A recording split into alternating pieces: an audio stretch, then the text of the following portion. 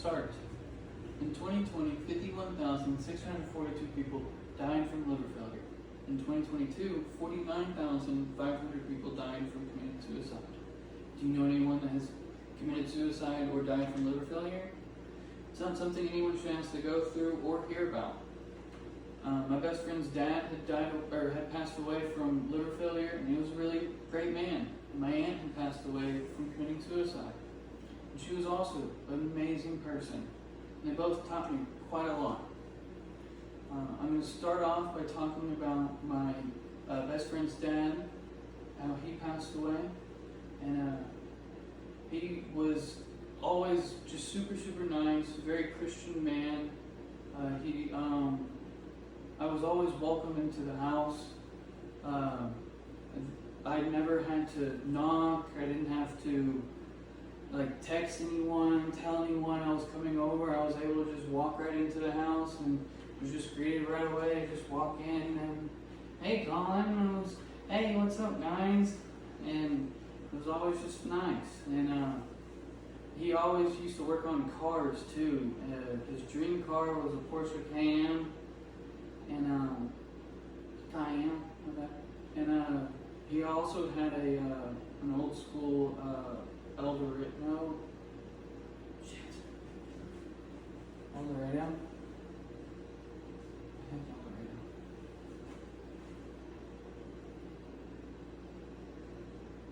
Yeah. Hey, perfect. Start. In 2020, 51,642 people died from liver failure. And in 2022, 49,500 people died from committing suicide. Do you know anyone that has passed away from committing suicide or liver failure? It's not something anyone should have to go through, especially or hear about.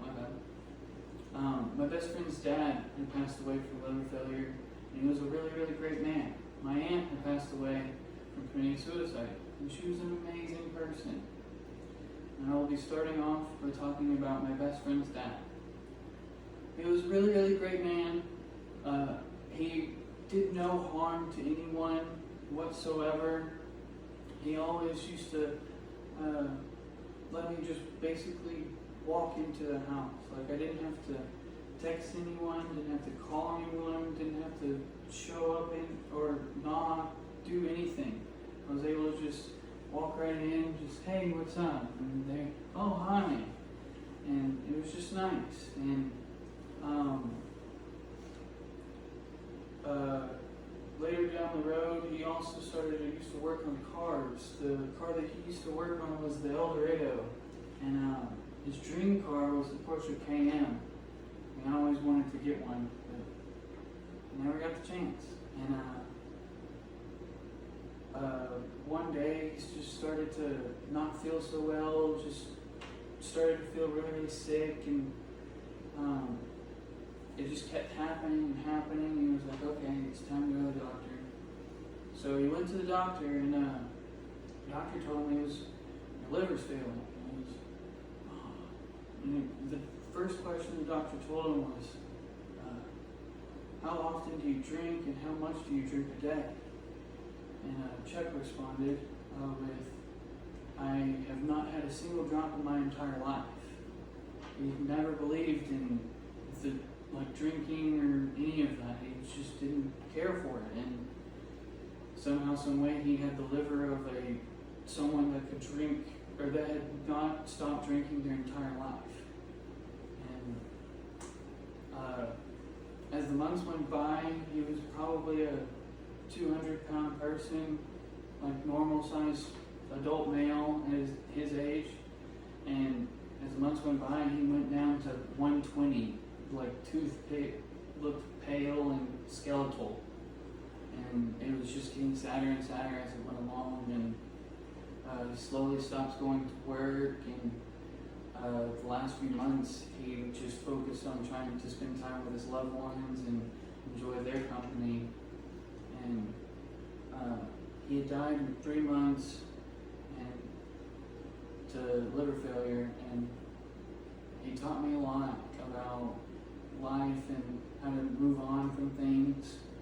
He wasn't just your average random best friend dad. He was an actual father figure to me, and showed me really good ways, and showed me a lot of ways of life. Now I will be going on to my aunt, who probably suffered the most from my mom, because my mom and my aunt were best friends growing up, did everything together, and non-stop, like they were together. It was, if you didn't hear about Shay, my mom, and you didn't, if you heard about Shay, my mom, you also heard about Kelly, my aunt.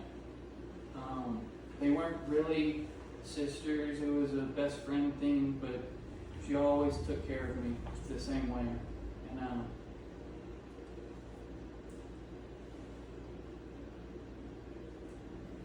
And they always loved Prince, the rock artist. They always talked about Purple Rain and how that was all beneficial to them. And when I was born, my mom would not allow my aunt to see me because she suffered from a lot of substance abuse. And at the time of my birth, she was badly addicted to meth. And it really, really played a role at the beginning of part of my life for her because she wasn't around.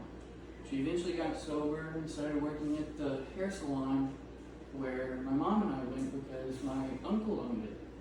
Not really an uncle, another family friend, but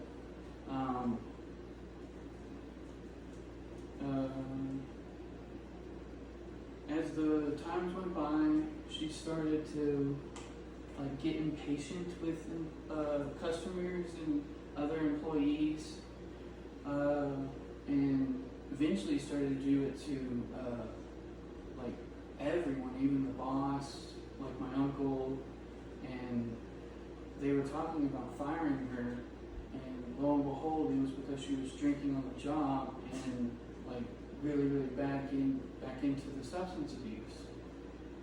What seemed like the next day, but probably was a few weeks later, my mom gets a phone call, and it's Aunt Kelly has committed suicide. And she had drank herself to death within 2 hours, and it was not a great thing, but for the funeral for her, we decided to do a Prince-themed funeral. And so for everyone wore purple ties, purple dress, purple flowers. Even at the church, Prince was being played. It was the first time these rock songs were being played at this church. It's nice. And she really impacted me so much to where I even got a tattoo. It isn't, if you can't tell from the angle, it is an umbrella with purple rain raining down on her birthday. And both of them taught me a lot in life and really showed me what it is and how you can go about it. And they both died in different ways, but at the same time, they both were impacts in my life. Live long, happy lives. I hope you enjoy your life. Thank you for listening to my speech.